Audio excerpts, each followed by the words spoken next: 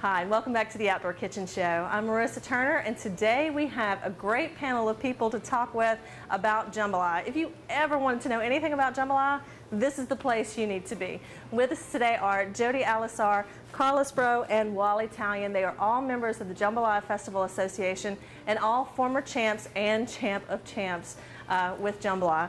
But today we also wanted to let you know that there's more to the Jambalaya Festival than just the festival and the cook-off.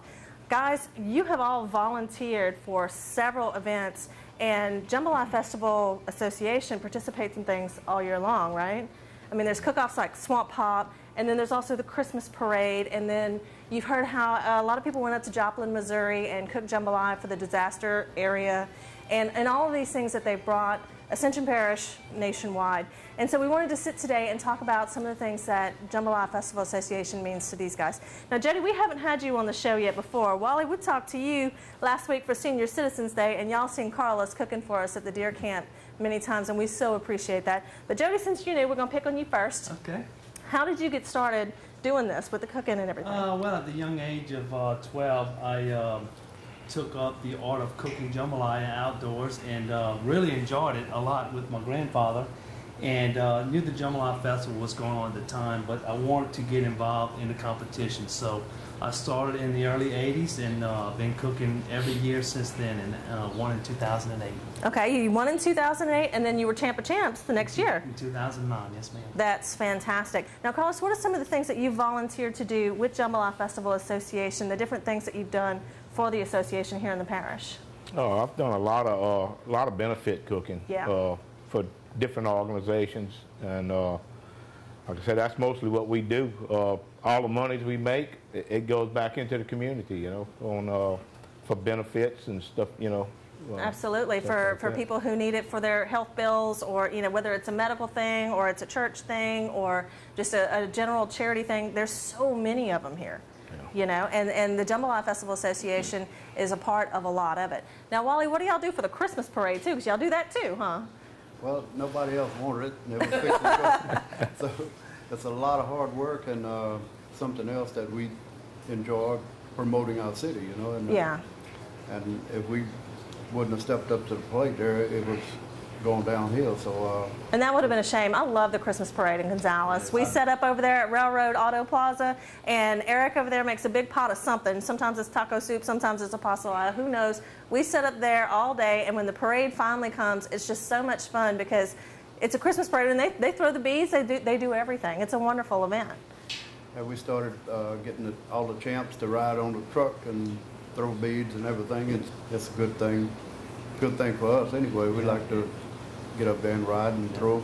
Oh yeah. Everybody hollering at us. And oh, it's fantastic. Now there's another cook-off too, though. There's Swamp Pop as well. I've been in charge of it for the last 6-7 years. I've been in charge of the cooking contest, and they get 90 cooks over there.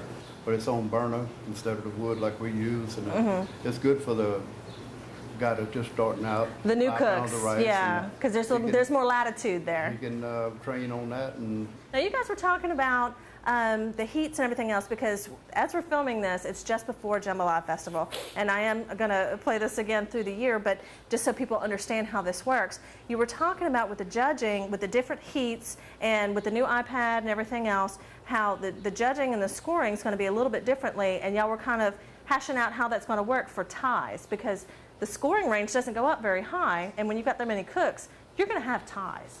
Yeah, they're going to have ties, and you know, talking to Carlos here earlier, I think this year they're going to a process where they used to judge out of the pot, and with the circle was open, and the judges would go by and judge your appearance on the jambalaya, and not really taste it there, would go into the building and taste it.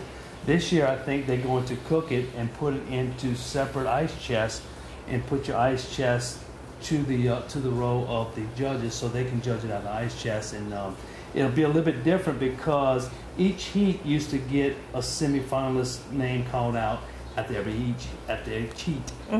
This year, they're going to let everyone cook. I think there's 100 cooks this year. Wow. And they will get everybody back Saturday night with their families, and then announce 32 semifinalists that night. Oh, wow. So everybody's going to be on pins and needles for that out of 100. Okay. So if you're cooking Friday, you got a little wait. You gotta wait.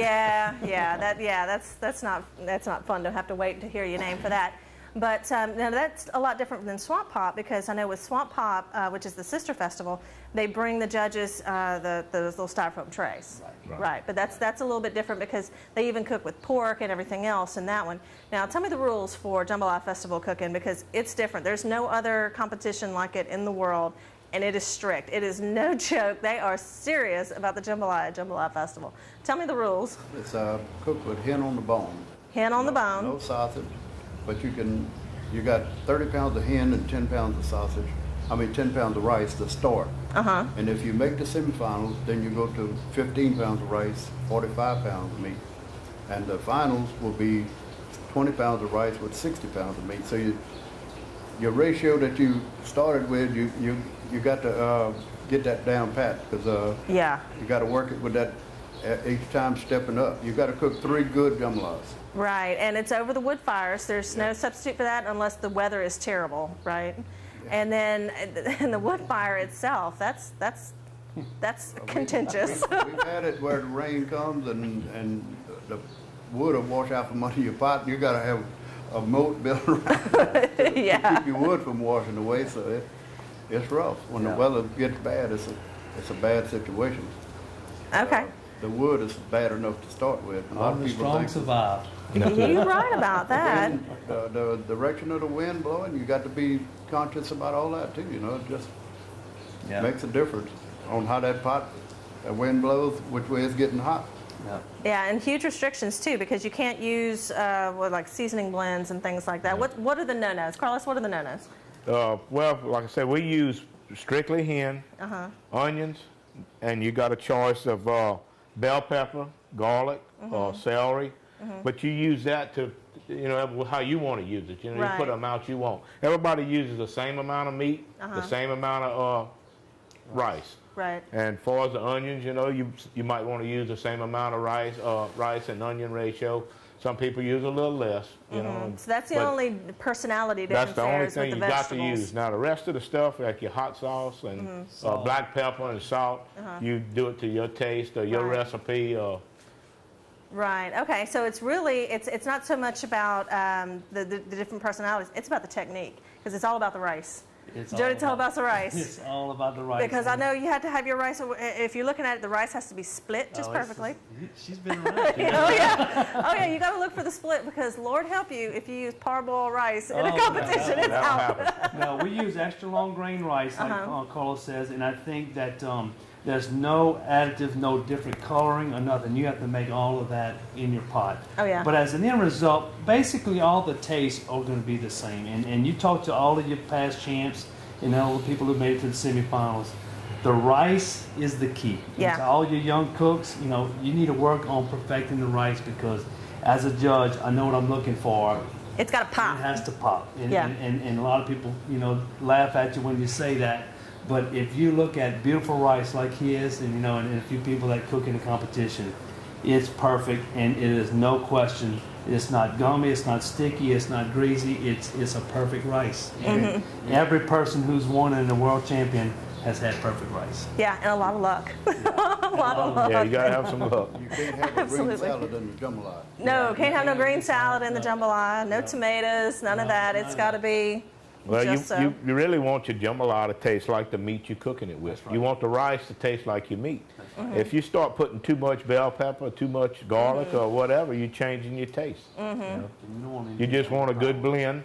Right. And a good flavor. And then there are some cook-offs that don't have such restrictions. They just say, okay, make your jambalaya and bring it to the judges.